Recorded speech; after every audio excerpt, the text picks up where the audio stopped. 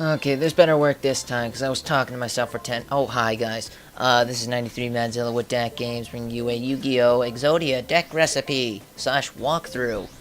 Right here, I am showing you what the deck looks like, and then I'm going to give you tips on how to use it. Well, you probably know how to use it if you know how to play Yu-Gi-Oh! But I just want to show off some, combos that you can do with this deck in case you don't think this deck is good.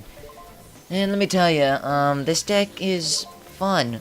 It won't get you guaranteed wins like certain Light Sworns or certain Blackwing decks, but if you want to just be original or different, then go for this kind of a deck. The basic idea around this is Substitute into 2 Dupe Frogs or 3 into Flip-Flop Frog. Having Gravity Bind is there just so then you can stall it out. Now here's an example of actually using this deck properly. Right here is my Scapegoat combo with Substitute, where I would set it up for the first turn. Since I got lucky, he would only attack 1, and I would still leave me with just 3. And there's me doing a misplay because of mashing. So what I do is use Substitute's effect, get rid of the tokens, and then I can get my defense set up.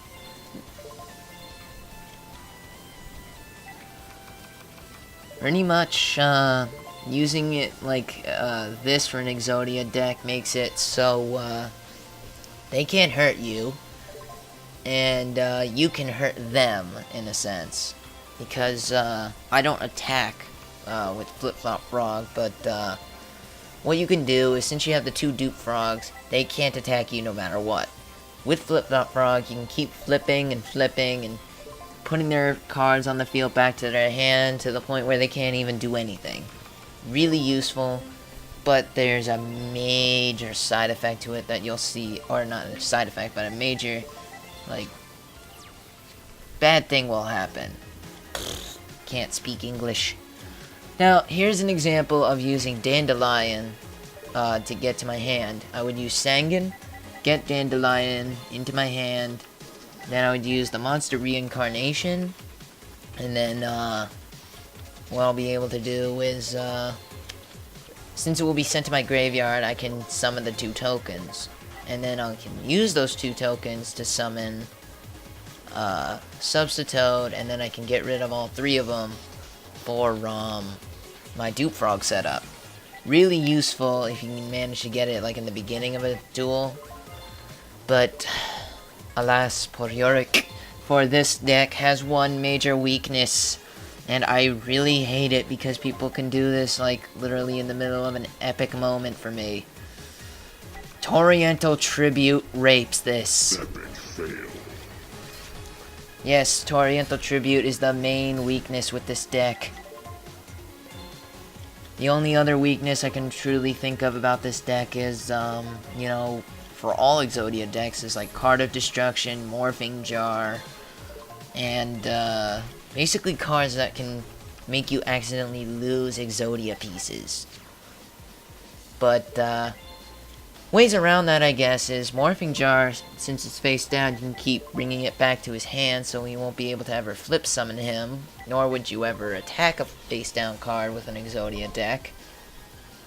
So, that only leaves with Card of Destruction. No one really uses that card that much, except maybe a remove from play deck, but, yeah. Now here's an example of me using Heart of the Underdog with reloads. Since reload's a quick play card, I can use it on the drawing phase. And using on the drawing phase makes it so then, I can use the effect if I don't have any normal monsters from the first draw. And then they will technically reset it. So like for example right here, I'm going to do it again. Since I drew an effect card, I wouldn't be able to use Heart of the Underdog.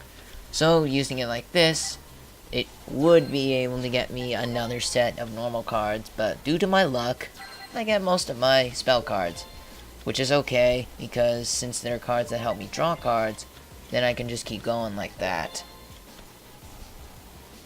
And then, yeah, since you get the dupe frog in your hand, I would recommend just putting it face down. Don't even bother sacrificing it, because if you can get your second dupe frog into your hand, and you can put it face up, and then you could flip summon the dupe frog.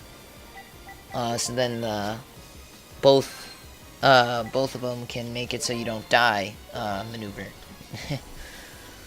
So I use the gravity bind here in case he tries anything funny. But I would usually use gravity bind in the beginning of a duel, like if I have really bad luck and I can't get my dupe frog set up. So it's there just in case I need to stall it out.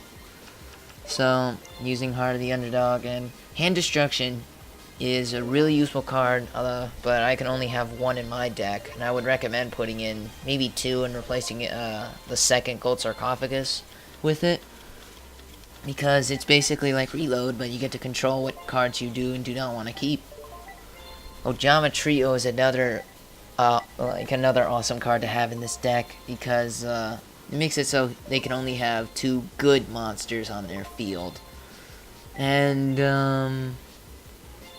they can't sacrifice them in terms of tribute summon, but if they're using anything like a Substitoad too, be careful, because you might accidentally help them. But luckily, if you know the deck you're fighting, it makes it so you can easily make it so they only have two cards. Right here, I use Flip-Flop Frog's effect, or I try to use the Dark Dealings combo, which is discarded to the graveyard, and then I can get two tokens on the field, just so then I have them there, in case I need them later. And I'm returning his two normal cards, so then he doesn't do any tribute summonings, like tributing, what are they called, those monarchs? The Wind Monarch that returns cards to the top of the deck. Those cards can return one of your dupe frogs, and then he'll be able to attack you, and then he would obviously kill the other dupe frog, and then there goes your defense, unless you manage to have three on the field.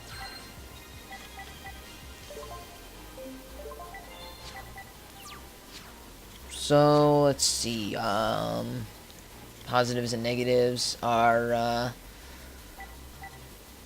if you like a defensive style deck, I would recommend this, because they can't attack you at all, and they say the best defense can be the best offense. So I could kind of see this working against maybe a Lightsworn deck, because you could, get rid of their three spots, and then you can constantly get rid of their two Lightsworn cards. Maybe that could help, I don't know. I haven't fought a Lightsworn deck with this deck, but I would probably guess that Celestia Angel would ruin it. So right here, luckily I got Substitoad, and then I was able to do my setup of having three dupe frogs instead of two, because having two is nice, because they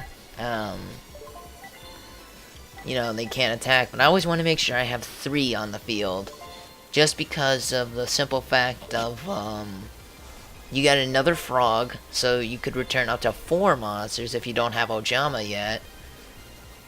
And it's also there in case they try to do anything, like I said, with the Monarch.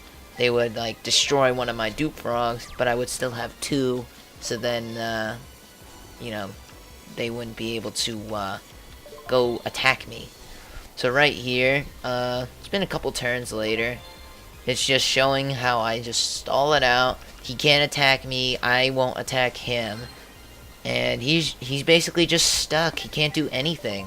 All I do is just keep drawing cards. The negatives with this deck, I don't know if I talked about them yet, and I'm sorry if I do repeat myself. The negatives are, it takes a while to set up sometimes.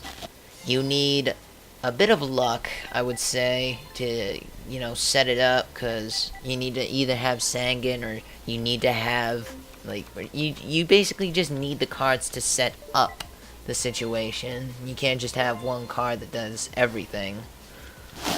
And then, if you're going to use this deck online, I would strongly advise not doing that unless you're playing with friends, because people tend to rage quit a lot. 80% of the time when it's duels this long, people like to rage quit right when they're about to lose. And really, what's the point in rage quitting in this game? So yeah, as you can tell from the music, that was it. And if you guys have any video games that you would recommend for me or Frenzy Rebel or Cobra Kyle 2 to play, please leave us a message, either in the comments, leave us an inbox, or message us on our individual channels. And I hope you guys enjoyed this, and I'll see you all later.